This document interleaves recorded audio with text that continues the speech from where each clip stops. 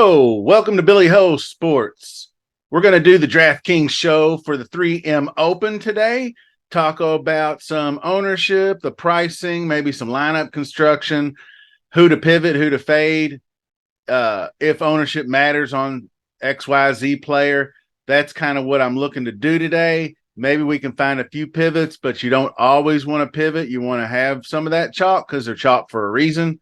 So anyway, we're going to get into this right now. So all I ask is just subscribe to the channel if you haven't already done so. Smash that like button, leave a comment.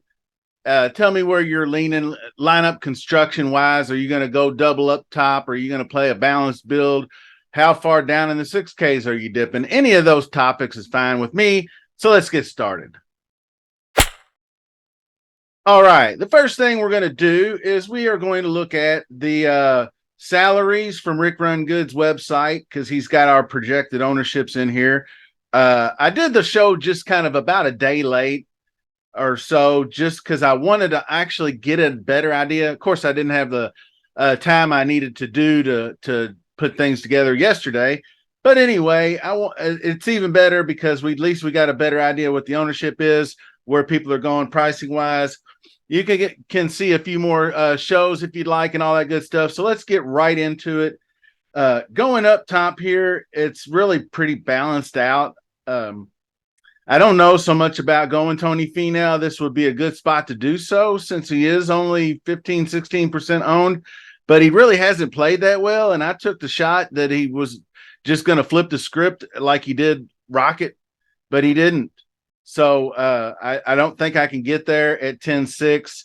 The guy, I mean, he's won some golf tournaments, but if he doesn't win the golf tournament, he's not really going to kill me too bad being this price. Cam Young, I feel like, is finally trending towards where we want him to be. He struggled after the Masters, but 22% for the highest priced guy under 11K, not too bad. I thought he might get a little lower than that. But I guess that 8th place finish at the Open last week really kind of sealed the deal for people. I really like Sung Jae up top, which he's probably going to be amongst the highest owned at 10-3. He came in 20th, put it together at the Open pretty good, and then he did last year actually coming from the Open to the 3M. He did make the cut, didn't fare very well at the Open, but came in and T2'd at the 3M last year, so I feel pretty confident he's getting his game back together. He's probably the best putter up on this board. I'd say, save Straka, but he's still better. I think a better putter than Straka. But so anyway, Griot's been putting the ball well, and he is definitely a guy that is a great course fit. I loved him last week at the Open because he had good history and his price was great. 9,700 is a bit pushing it for 20% Griot. One of the first things I wrote down was this 9K range is chalky, and I need to make a decision on what to do. I really want to have just a touch of Justin Thomas, and I'm sure you've heard arguments, pros and cons, for and against. I'll put it to you this way. This is a weaker field event. For one, the guy doesn't miss a lot of cuts for number 2. And number 3 is he just had an absolute disaster round, the 18th hole, especially in round 1. And he was just done with it. And it shows a lot of character that he was able to come back the next morning and not take the easy way out and withdraw or come up with some kind of bullshit hip injury like we were hearing from some whack-ass Twitter account that has no credibility whatsoever. But he goes out, guts it out, and shoots an even par 71, doing everything a little bit better, still having some struggles with the approach game from time to time. Luckily, his around the green game has sucked recently, which he won't need to rely on here. That the approach game does concern me because he did not fare too well on approach at the Open, but I think getting that early flight out, like I mentioned in the Discord, he had an early tee time Friday, so he got done about 2 p.m. Liverpool time, so he could have gotten on a plane as soon as he wanted to and gotten the hell out of Dodge. He knows He's sitting about 75th at the FedEx Cup standings. So he's got this tournament and the Wyndham to try to break into the top 70 to get to St. Jude, where he loves St. Jude. He's won before. I think he feels like if he can just grind his way to St. Jude, that he has a chance to vault forward and maybe make a run at this coming down the stretch. History shows us that if you're not already way high in the FedEx Cup rankings, going to be kind of hard to get there, but you never know. JT could come out and play. I'm not looking for him to come out and win the golf tournament, but 12%. If he could come out and get the putter going a little bit and hit some fairways and some greens, I mean, the guy can outscore fucking Gary Woodland, or he can definitely outscore Steven Yeager. Aberg's not really, he's 20% owned. What has he done? I mean, yeah, he's made these cuts and whatnot, and he did have the top 5 finish, but most of those other cuts he's made has been 25th, 35th, things of that nature. If we want to go over to the combi stats, this gives you a little bit more of a back look at what's going on, a complete history. Aberg's never played here before, missed the cut at the Renaissance, which I kind of called, had that 4th place finish, but 40th, 24th, 25th, that's fine. But for 9,400, we need a little better than that. So I would be interested. Of course, JT's never played here either. Woodland did have the 11th. I'm actually interested in Woodland this week. He's been striking the ball pretty well lately, but there's always something in his game that just screws up. He needs, this week needs to be a week for Gary Woodland to prove to me that he's legit. He needs a top 10 finish. So that's kind of what I'm counting on. I'm definitely going to have some Cam Davis just from the course history and the fact that he is in better form. I know he's missed a lot of cuts. He is a very volatile golfer. But if we go over and look at his ownership, it's pretty reasonable, 12, 13%. But the man can flat out dominate on the par 5s. He hits it a mile, and I don't think he's going to get in too much trouble with the water and such off the green. So I'm going to have interest in Davis. Hadwin, I'm going to have interest in. I feel like he is approaching slight chalk levels here, but I just keep looking at his ball striking, and really, but the difference between him and JJ Spawn seems negligible. But I just feel like Hadwin has the better history here, and he's more familiar with the golf course. He's played it a little better. So if we go compare those two down here, you got the 38th, the 6th, and the 4th, and he was just knocking on the door a few tournaments back. Of course, Spawn did have that 10th at, I believe, the Barracuda. But I'm not translating guys at the Barracuda coming here. I think those are two completely different venues. But he's not. His results aren't really great. This is a week, I think, finally to get back on Sahith Theegala, because he's 8,700 in stronger field events, and he's going to be in this weaker field event at 8,700. Plus, we're going to actually get an ownership discount on him. It is just amazing. Sub 10%. The guy can flat out score when he gets it going, and he hasn't been that god awful. He's actually straightened out his driver just a hair bit, but the driver has been costing him. I think with this course, he can just club down when he needs to and then hit the ball out there. You don't need to be that accurate. The putter's been there. This is a week I think Theegala can shine. So I'm definitely in on some Theegala. Now we get down to these lower 8K ranges, and Poston and Hubbard are two I'm interested in. Just Poston proved to me that it wasn't all putter by making the cut at the Open and going the 41st. And he's got some good history here. Him and Hubbard both, I believe, got decent history here. If we get down in here, yeah, Hubbard's got a 16th. JT Poston's got a couple of good finishes.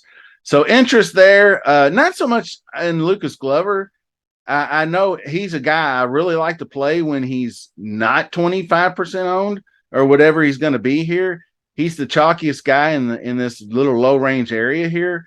And I'll give Double R Norman another chance because he can bomb it out there. And I think it's just ball striking with Lucas. But as soon as you think that Lucas Glover is going to start paying dividends. And yes, he switched to the taller putter, and oh my God, he can all of a sudden putt now, is when he all of a sudden can't putt, and he finishes 2 under for this tournament, and that ain't going to be good enough or something like that. You never know. But anyway, down a little bit further, I think I'm going to actually eat I was trying to decide in this range as well. I'm definitely playing Cole. Definitely going to have some rye. I know he's a bit chalky, but maybe the single entries. I'm not really sure where to land on rye, but he's just playing too well. He hits too many fairways. He's too good with the approach game, and these greens are flat and they're easier to putt on. So I don't see how he can let you down. Cam Champ, we talked about it in the Discord. The man is got several tournaments that he shows up at, and for as far as like golfer profiles go, I'll try to keep you company here for just a second so we can look up Cameron Champ.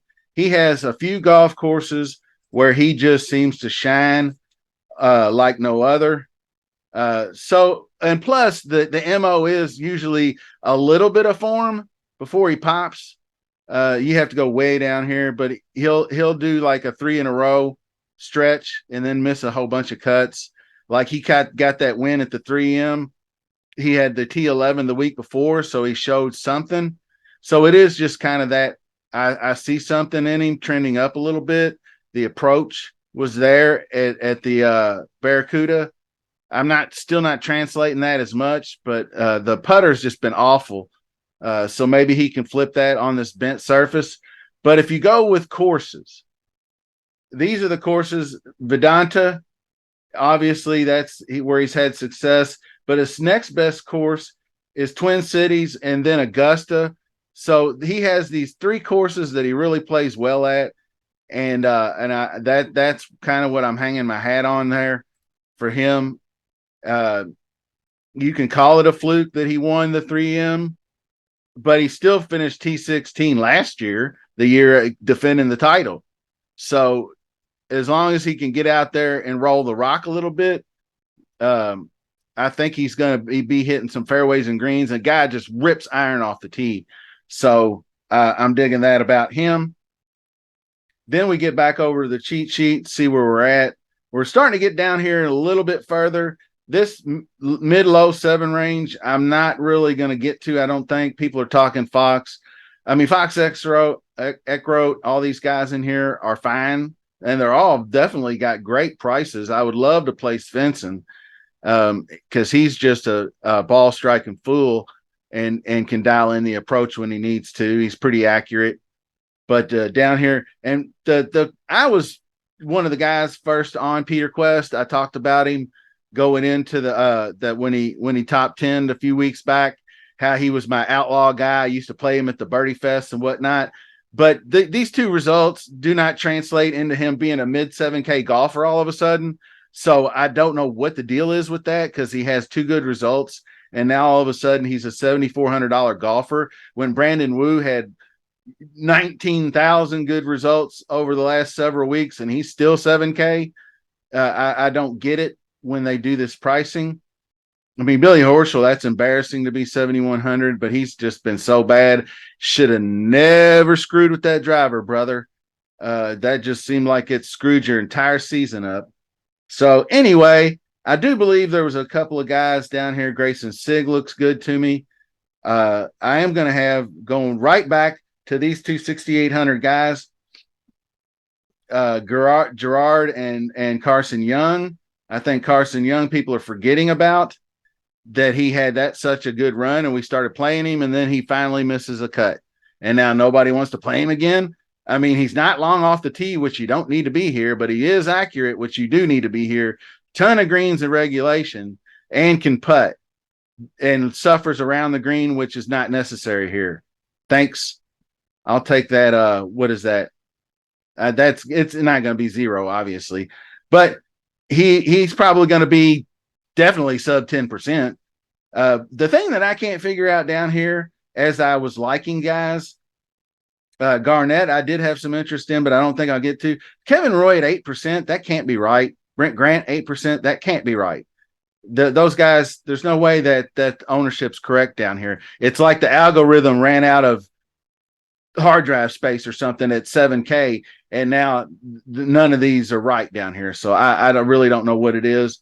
But I was actually interested in Roy because he does everything that you would necessarily want to see on this golf course. Plenty long off the tee, accurate enough that's okay. But he's really good with the irons. The longer approach irons, he's pretty solid at the 150 to 175 type ranges. So I'm down with that, and the putter works.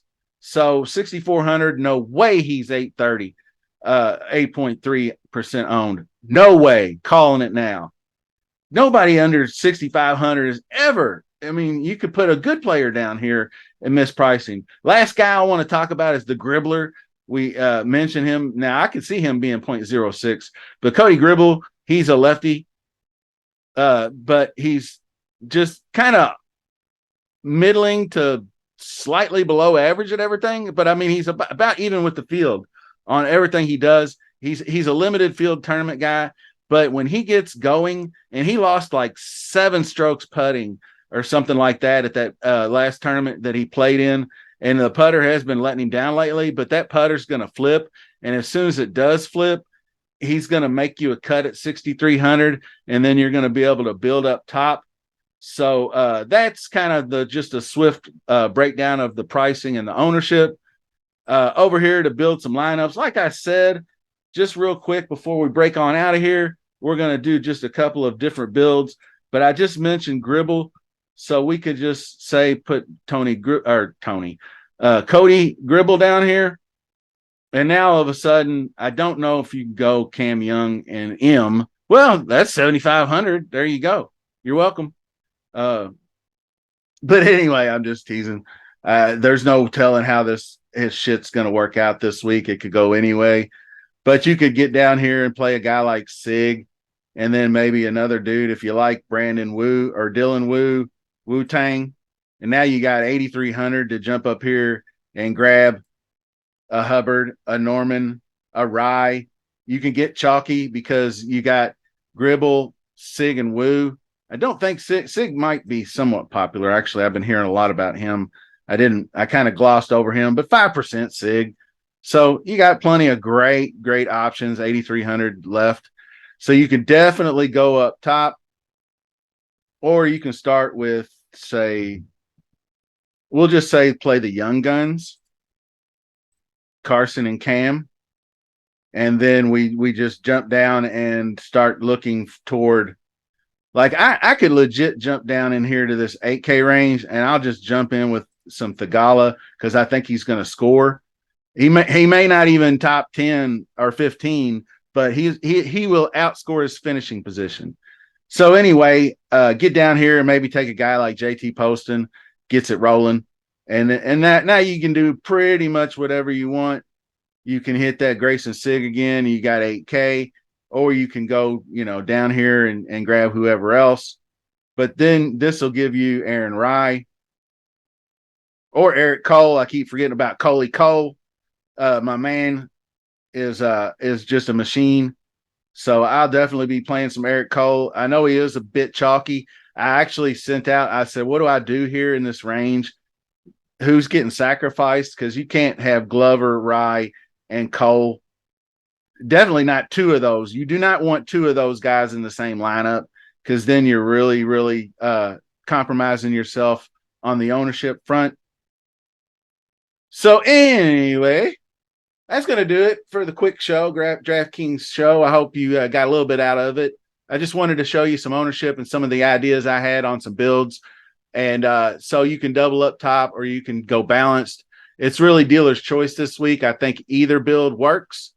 I think if you get up there and you take, Cam Young and Sung J M up top or something like that, you definitely increase your win equity rather than going more balanced.